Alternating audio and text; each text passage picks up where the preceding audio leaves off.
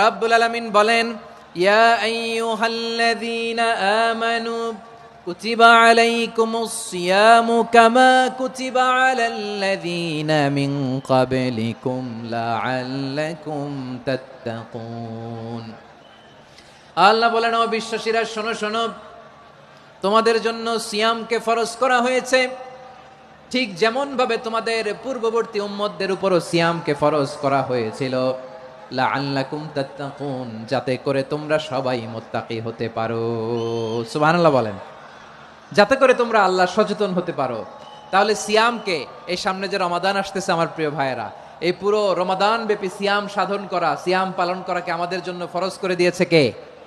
এটা শুধু আমাদের উপরই ফরজ না, আমাদের আগে যত জাতিগোষ্ঠী এই পৃথিবীতে এসছে সবার উপরে সিয়াম পালনকে ফরজ করেছে কে? তবে ধরনটা ভিন্ন ছিল, এক এক জাতিগোষ্ঠীর জন্য এক এক ধরনের ছিল।